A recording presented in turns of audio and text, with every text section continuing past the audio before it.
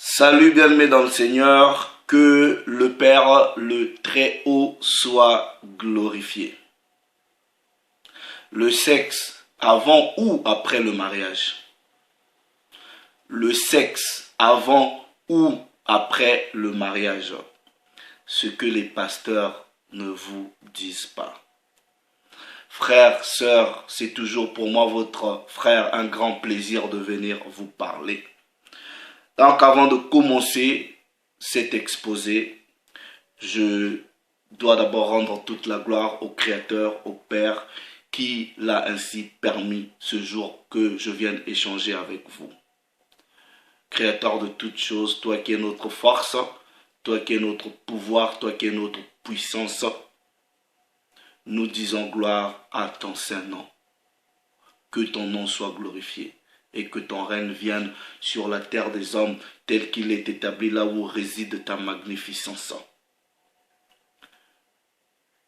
Merci pour un temps pareil. Merci pour cet échange que je vais avoir avec mes frères et sœurs et que ce moment soit remis entre tes mains qui rassurent et qui assurent. Sois glorifié à jamais et pour toujours. Donc double honneur encore à la personne du Hamashiach, ce Christ que tu avais envoyé pour ton peuple. Aussi longtemps tu le permettras, nous glorifierons ton saint nom. Nous disons Alléluia, gloire au nom du Très-Haut.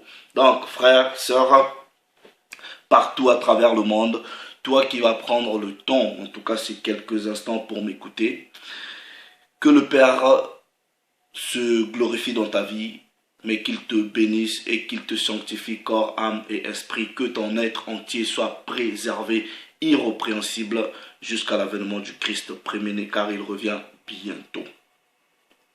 Le sexe avant ou après le mariage. Le sexe avant ou après le mariage. Ce que les pasteurs ne vous disent pas. Bon, je sais que c'est un sujet qui est très inconfortable pour certains, ok. C'est la pilule amère hein, pour d'autres.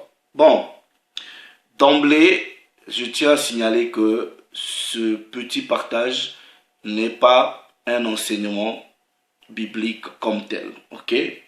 Je vais juste essayer de parler de ce sujet avec un objectif très simple. Faire réfléchir les gens et bouger un peu la conscience populaire en ce qui concerne le sexe avant ou après le mariage, un peu toucher de façon très légère les histoires de fornication. Ce n'est pas vraiment un enseignement, mais je vais parler ici sans langue de bois, sans mettre de l'eau dans le vin, ok, sans diplomatie, dire les choses telles qu'elles sont, de façon pratique et pragmatique, et rendre témoignage de la réalité. La première raison, ou la raison principale pour laquelle j'ai pas voulu, en tout cas, à ce stade-ci,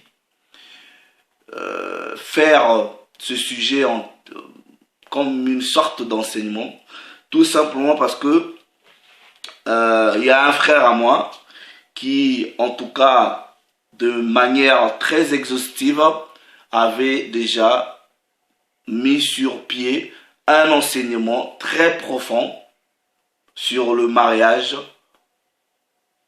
Et je vous conseille ici d'aller sur cette chaîne si vous voulez en savoir plus. Donc, ce qui fait que, personnellement, j'aime pas trop toucher des sujets quand je pense qu'un frère l'a déjà touché de manière très claire. J'aime pas trop toucher, je préfère faire une recommandation, ok. Donc la chaîne du frère, c'est le frère David. Donc si vous tapez sur YouTube, ok, Dawad Ya, ça c'est la chaîne.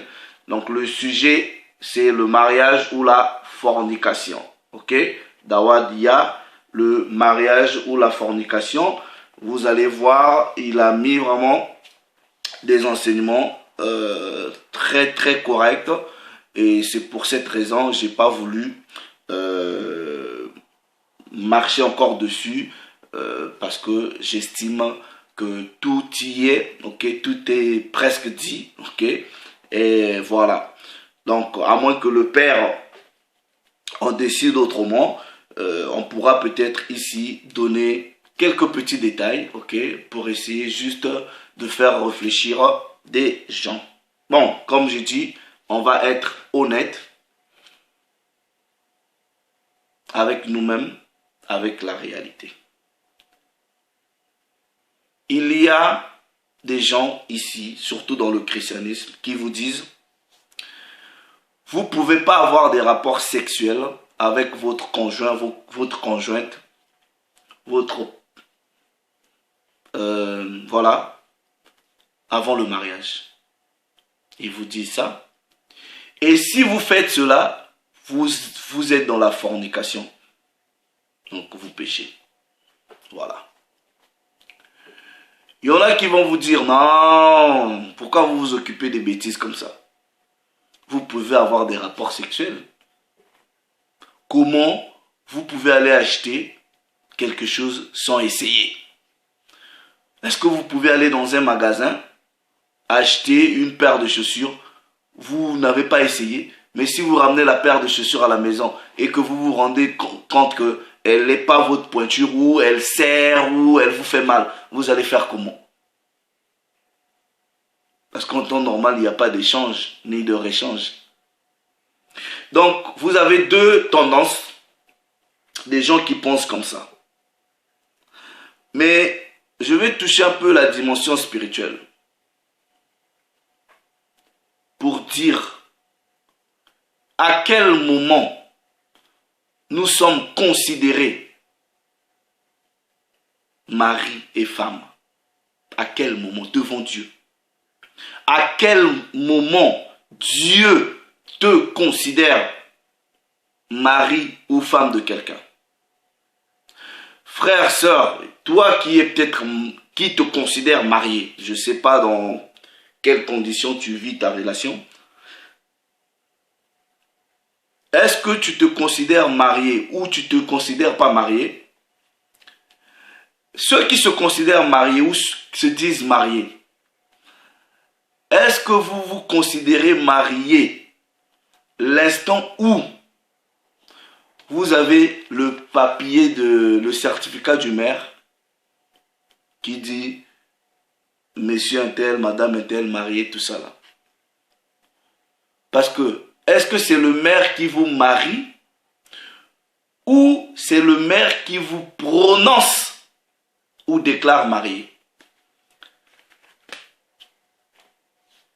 Bon, il y a des frères et sœurs qui sont passés par la mairie.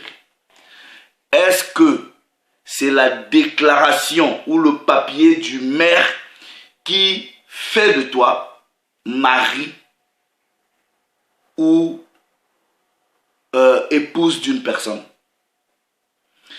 Est-ce que c'est au moment de cette déclaration-là ou de la remise des bagues ou vous voyez tout ce rituel-là? Est-ce que c'est à ce moment-là que le Créateur te considère ou vous considère étant que marié? À cause d'une simple déclaration. Mais non. Il y en a qui vont dire oui. Non, la question que je vais vous poser. Maintenant, ceux qui font le mariage blanc, la fraude, qui trichent, c'est bien. C'est le même procédé. Ils passent devant un maire, ils prétendent, le maire les déclare mariés. Est-ce qu'ils sont mariés devant Dieu?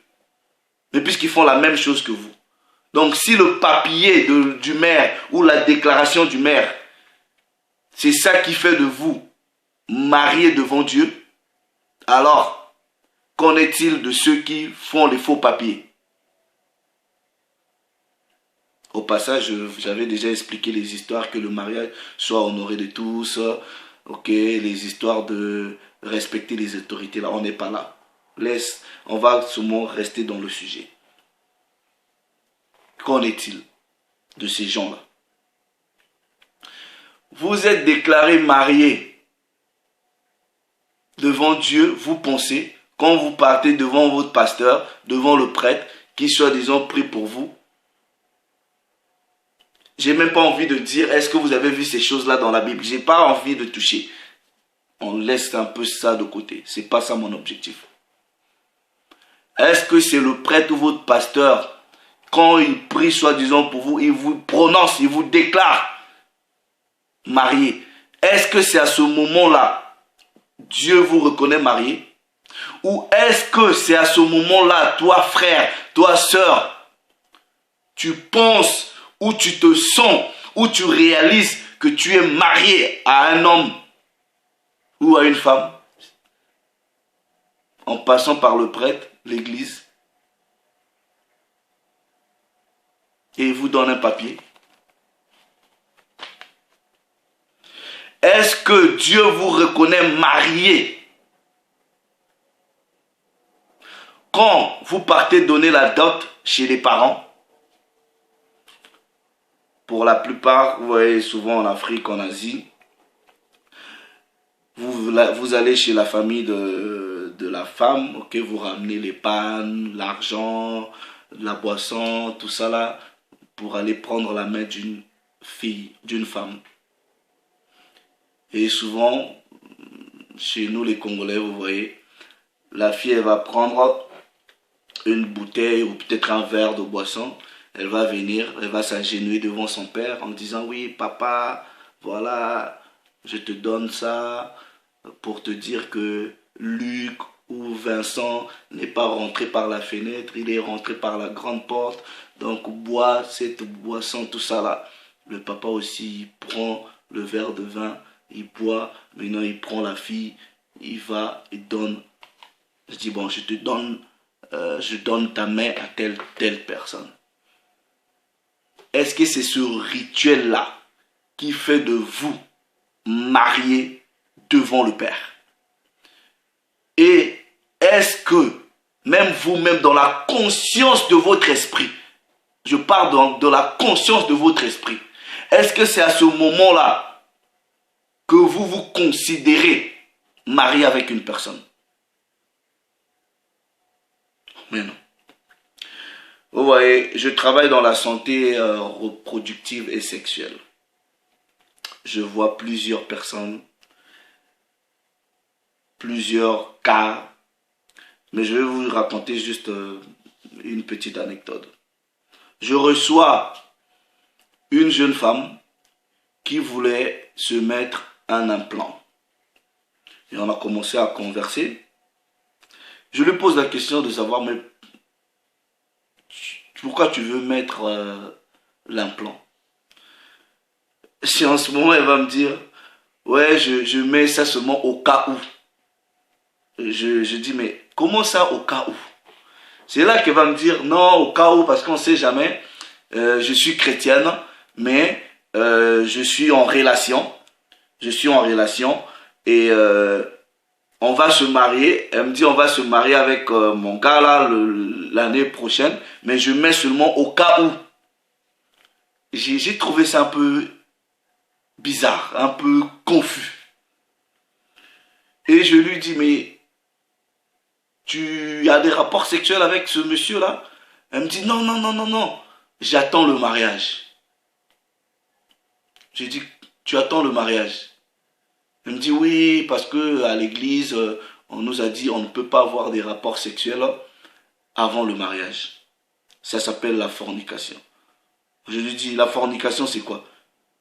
Je lui dis, est-ce que tu as vraiment lu ta Bible? Elle me dit, non, mais c'est ce qu'on m'a dit, donc voilà, j'attends. Bon, bref. Mais non. Admettons, on va être vraiment pragmatique. Que ce soit les gens qui disent sexe avant le mariage, sexe après le mariage, personne ne vous définit en réalité. C'est quoi le mariage selon le Père, le Créateur? Personne. Est-ce que sincèrement, vous pensez que Dieu vous reconnaît marié en allant à la mairie, chez le prêtre ou chez les parents? Sincèrement? Bon, mais non. Admettons que vivez une relation avec une femme, fiançailles, dot, tout ça là, vous dites, non, on ne va pas avoir des rapports sexuels parce que c'est la fornication. On va essayer un peu d'expliquer fornication, c'est quoi. Maintenant, vous vous mariez, mairie, parents, prêtres, tout ça là. Vous arrivez à la maison, votre homme a des problèmes d'érection, c'est-à-dire il ne peut pas vous satisfaire sexuellement. Et on ne peut rien faire pour lui. Vous allez faire comment alors? Incapacité sexuelle. Ou vous avez une femme qui souffre de comment on appelle ça? Frigidité. Ou un homme qui a des problèmes érectiles, mais on ne peut plus rien faire pour lui. Même il prend le Viagra là, et ça ne marche pas. Maintenant, on va faire comment en ce moment? Vous êtes un jeune couple.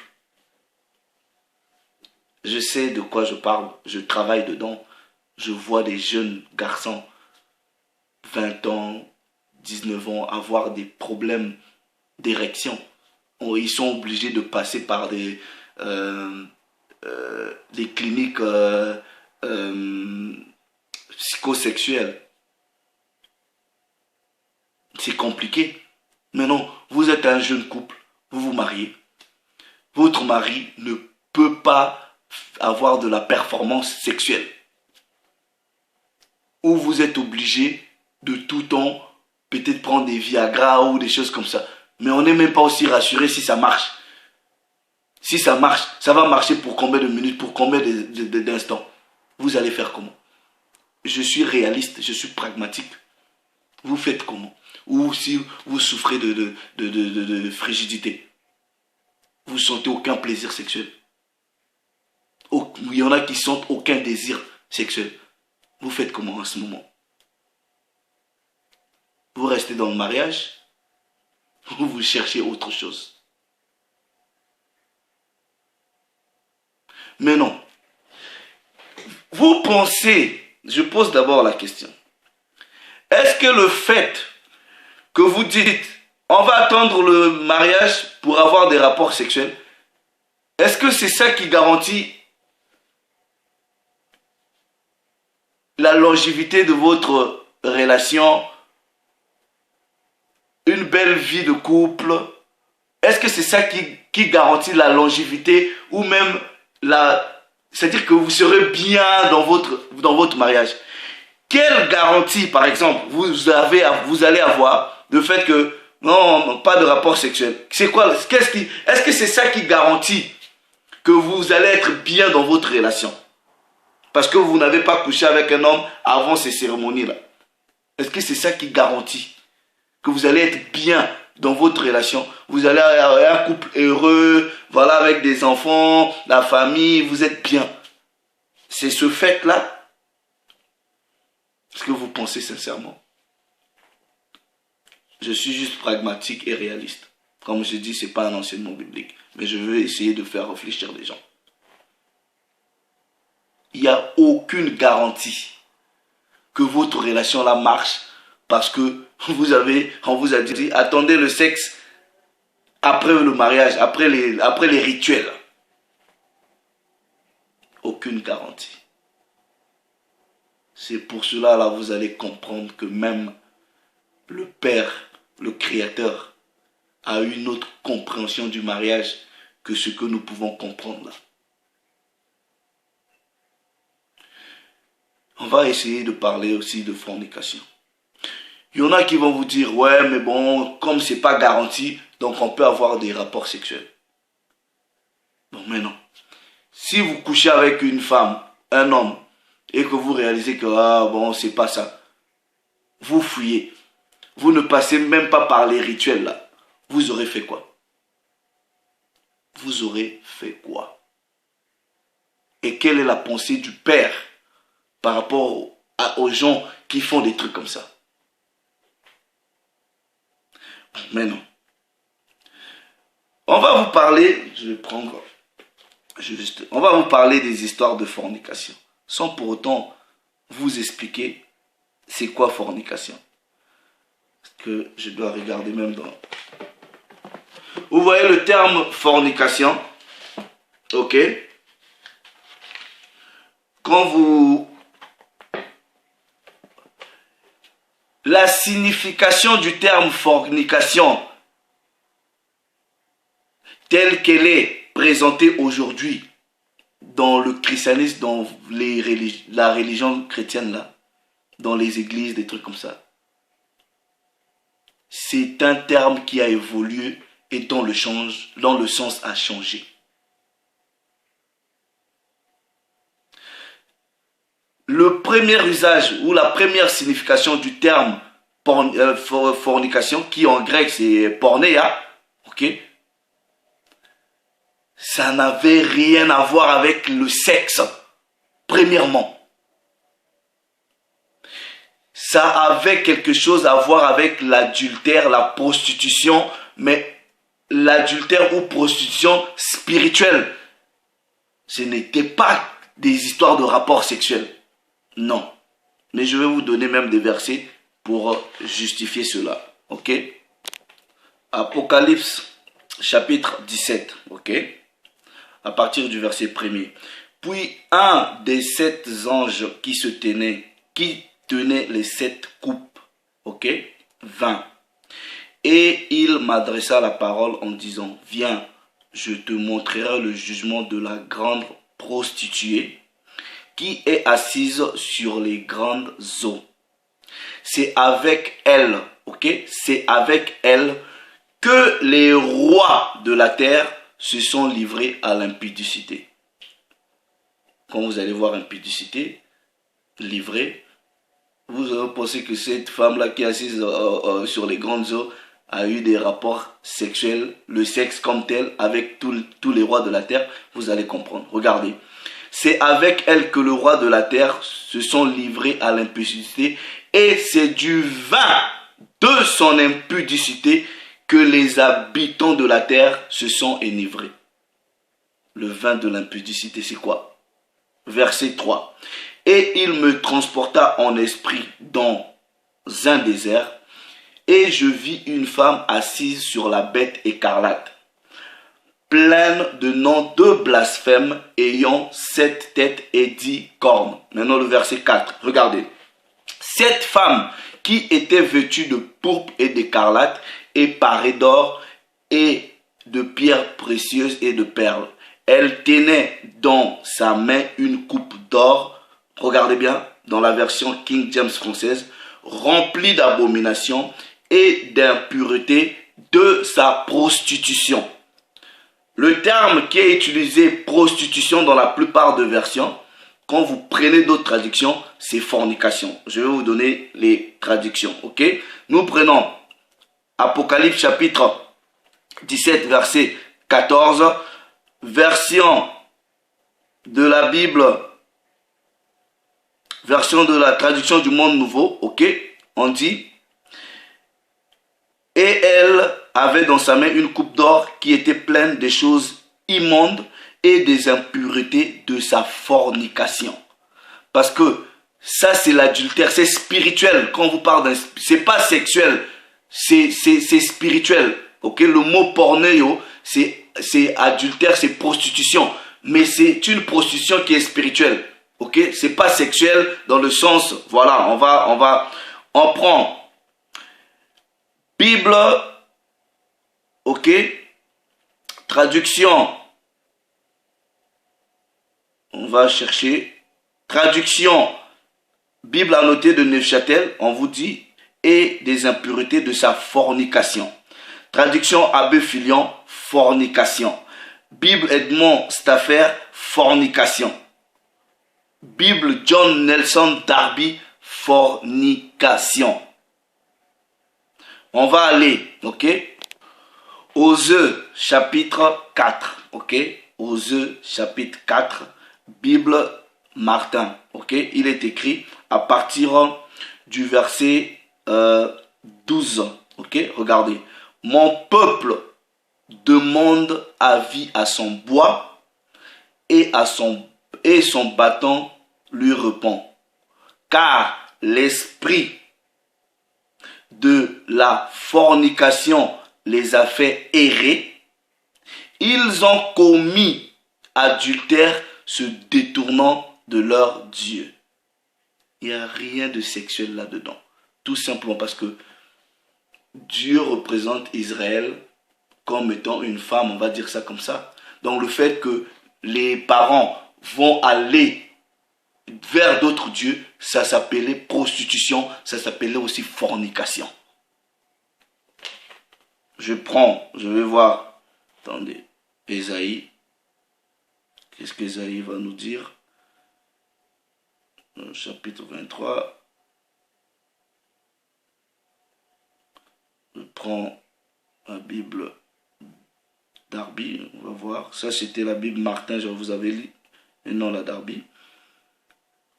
Ésaïe, chapitre 23, verset 17, Bible King James française, il est écrit, et il arrivera à la fin de 70 ans que le Seigneur visitera Tyr, et elle retournera à son salaire et commettra la fornication avec tous les royaumes du monde sur la face de la terre. La fornication, ça n'a rien de sexuel. Donc, le terme fornication qui est révélé, en tout cas, dans le christianisme actuel, mais au départ, quand on parlait de fornication, ça n'avait rien de sexuel. Ils ont déjà occulté, ok, l'adultère, ok, la prostitution spirituelle, pour vous automatiquement faire allusion à ce qui est sexuel. Donc ça veut dire quoi? Moi, étant qu'un Israélite, étant qu'un Bantou, ok, je serai un prostitué, un adultère, si je vais suivre d'autres dieux. Donc c'est comme ça. Vous voyez? Donc le terme, originellement parlant, n'avait rien à voir avec mariage, sexe avant le mariage. Non. Rien à voir. Rien à voir. Maintenant, admettons même que nous reconnaissons la signification qu'on lui donne aujourd'hui. Est-ce que vous avez déjà réfléchi, frères, sœurs? À quel moment, vous-même, frères et sœurs, à quel moment vous vous considérez spirituellement mari et femme? À quel moment? Est-ce que c'est le rituel du prêtre, le rituel des parents, le rituel du maire? À quel moment? À quel moment le Créateur lui-même prononce un homme étant que mari et femme? À quel moment? Bon, maintenant, à essayer de réfléchir, je ne donnerai pas plus de détails. À quel moment le Créateur te considère étant femme d'une personne, étant l'homme d'une personne? À quel moment? À quel moment? Dites-moi, à quel moment vous êtes femme et homme d'une personne? À quel moment? Par le papier de la mairie? Les fraudeurs passent par là. Même ils vont même à l'église. Chez les parents? Avant le sexe, après le sexe, il y a quoi comme garantie? À quel moment? Maintenant, vous allez réfléchir. Pourquoi Paul de Tarse parlait des immoralités sexuelles? Pourquoi?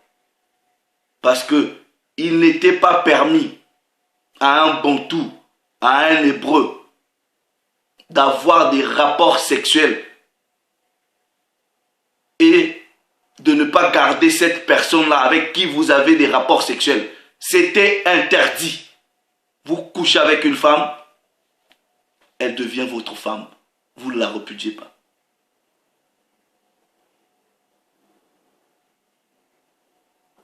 Donc, je vais vous dire encore quelque chose qui va vous choquer peut-être. Vous n'avez pas entendu. si vous avez un homme dans votre maison là, votre mari, que, en tout cas qui est... Est-ce que j'ai même besoin de choquer les gens? Bon, c'est pas choqué, je vais dire la vérité. Votre mari, frère, sœur, votre mari, si nous voulons être vraiment spirituels, votre mari, c'est le premier homme qui a connu votre virginité. C'est lui là, votre mari. Le reste, c'est des adultériens. Tous ceux qui sont venus après que vous ayez été déviergés commettent l'adultère. Je parle dans la dimension spirituelle. Parce que il n'était pas permis. Vous couchez avec une femme et vous ne la prenez pas. Vous voyez pourquoi on exigeait des preuves de virginité aux parents? Donc ça veut dire quoi?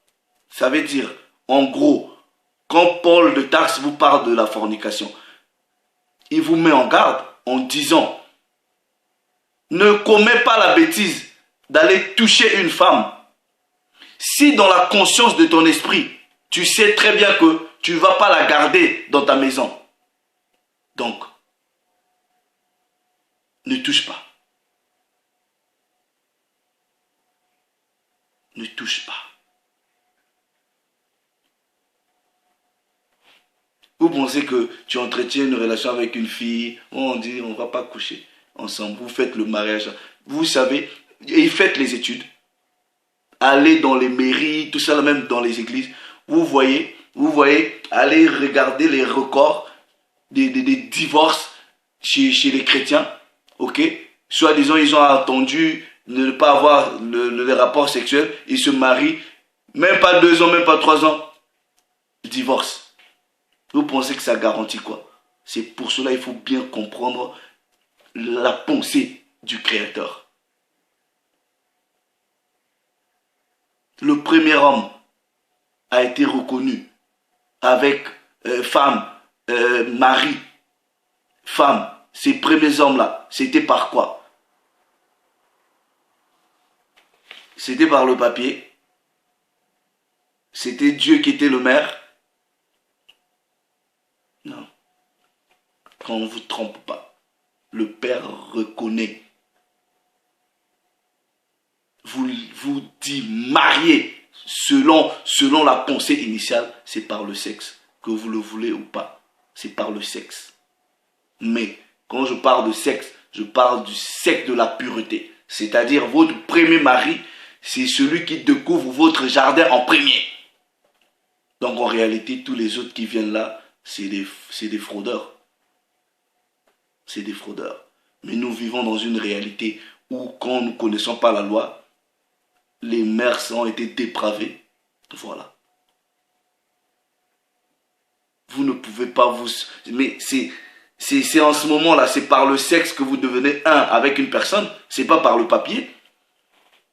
C'est par l'intimité sexuelle que vous fusionnez entre vous. Ce n'est pas le papier, ce n'est pas le parent. Mais je ne suis pas en train de dire que vous ne devrez pas aller voir les parents. Non, ce n'est pas ce que je dis.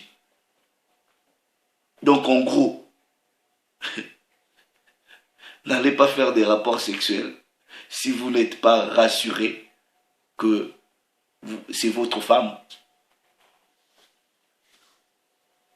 Donc voilà.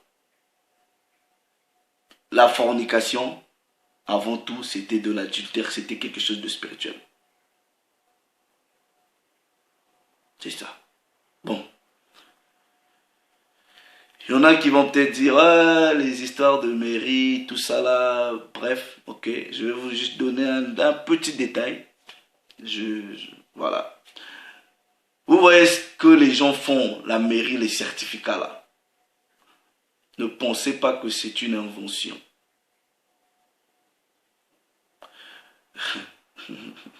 Il y en a qui vont dire, non, la Bible ne parle pas de la mairie. Oui, la Bible ne parle pas de la mairie, vous avez raison. Mais il y a dans la Bible le certificat de mariage. Ça, si vous ne le savez pas. Il y a dans la Bible le certificat de mariage. Mais pourquoi on parle de lettre de divorce? S'il y a la lettre de divorce, vous ne pensez pas qu'il y a la lettre qui justifie le mariage? Vous voulez que je vous lise le verset? Bon, je vais quand même lire. Allons dans le livre de Tobie au chapitre 7. Ok, on va vous parler du papier du mariage. Ok, ok. Le certificat que les païens ont copié. Ok. Livre de Tobie au chapitre 7. À partir du verset 14. Non, je prends à partir du verset 13. Vous pouvez lire toute l'histoire. Et Raguel dit, je ne doute pas que Dieu n'ait admis en sa présence mes prières et mes larmes. Et je crois qu'il vous a fait venir vers moi, afin que ma fille épousât son parent, selon la loi de Moïse. N'aie donc plus de doute que je te la donne. En prenant la main droite de sa fille, vous voyez quand les parents là en Afrique, ils prennent la main de leur fille en donnant à l'âme. Il l'a mis dans la main droite de Tobie en disant que le Dieu d'Abraham, le Dieu d'Isaac et le Dieu de Jacob soit avec vous. Que Dieu lui-même vous unisse et non le prêtre et non moi le Père. Que Dieu lui-même vous unisse et qu'il répande sur vous sa pleine bénédiction. Dieu va les unir par rapport à quoi? Il va descendre unir deux personnes. Regardez. Puis, ayant pris du papier plutôt, ils rédigèrent l'acte de mariage. Après quoi, ils prirent part au festin en bénissant Dieu. Vous parlez de quoi? La Bible parle de l'acte de mariage. De la même façon, on parle de l'acte de divorce. C'est des lettres. Donc, à tous ceux qui disent, oh, il n'y a pas de lettre de mariage, d'acte de mariage. Oui, il y a l'acte de mariage selon la Bible. Mais il n'y a pas des histoires de mairie. C'est un acte de mariage entre les deux personnes. Voilà. Bref. C'est ça. Ils ne vont jamais vous dire ça. Ils ne vont jamais vous dire ça. En conclusion, si vous avez des enfants, éduquez-les à la connaissance de la loi. Surtout des filles. De se tenir chaste.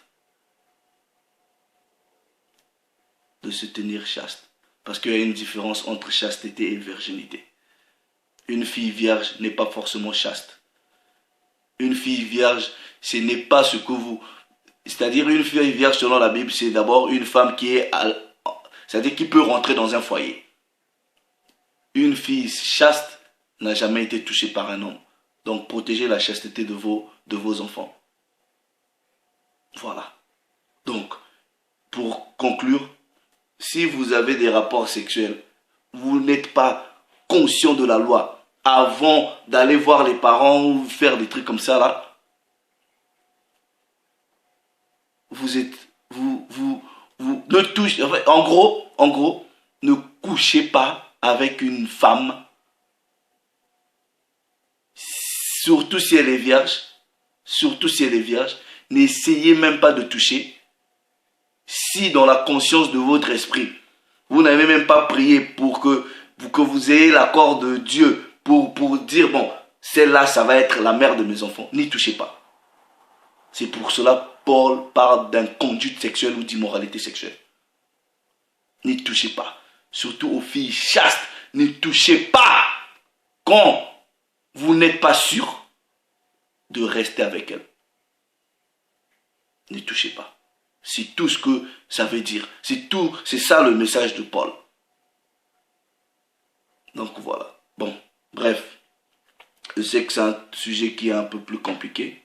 Bref, comme je vous ai dit, le frère David l'a bien expliqué. Sexe avant ou après mariage, là, il faut faire très attention. Il n'y a aucune garantie que vous dites c'est après. Encore, je préfère qu'une personne me dise je ne veux pas coucher avec cet homme s'il ne vient pas voir mes parents. Et si vous-même vous êtes vierge, là, je serai fier de vous. Si vous êtes chaste, on va être fier de vous. Si vous avez déjà été déviergé là, bon, aux yeux des gens c'est bien, mais dans la réalité spirituelle ça représente rien. Dans la réalité spirituelle ça représente rien. I'm sorry, bah je vous dis la vérité. Dans la réalité spirituelle ça représente rien. Parce que le Père confirme le mariage uni de deux personnes par le sexe. Et dans le sexe, vous voyez, il y a une alliance. Dans le rapport sexuel, il y a le sang. Souvent, l'alliance est scellée par le sang. Pourquoi souvent? Pourquoi je dis souvent? Pas obligatoirement. Une fille qui est chaste, qui connaît un homme, souvent elle saigne. Essayez de réfléchir à ça. Bon, bref. Je ne suis pas en train aussi de dire que des sœurs qui se sont mariées après avoir connu des premiers hommes sont dans, je sais pas, non, il n'y a pas de problème comme tel parce que le Père aussi tient compte de l'ignorance. Donc ici, forcément, ce sujet doit intéresser les parents, ok, doit intéresser des jeunes filles, des jeunes garçons, ok, qui n'ont pas encore été tentés par ces choses-là. Donc, aux parents, prenez garde, enseignez ces choses-là aux enfants. Voilà, c'est tout. Donc, vos histoires dans le christianisme, là, on vous fait déjà toi-même, devant tes même un frère, tu as déjà eu même 15 000 filles avant d'aller épouser la sœur, mais tu as des exigences. Toi aussi, la sœur, tu viens dire, oh non, il va pas me connaître. Avant qu'ils viennent les parents, tu as déjà même connu, je sais pas, des milliers les hommes avant. Vous pensez que c'est ça qui va garantir votre mariage? Ce qui va garantir votre mariage, c'est premièrement la volonté du Père, ok? Ensuite, la connaissance de la loi, parce que quand vous connaissez la loi, vous savez qu'est-ce qu'il faut faire. Bon, bref, je m'arrête là. Le Père s'est encore glorifié. Salut les amis.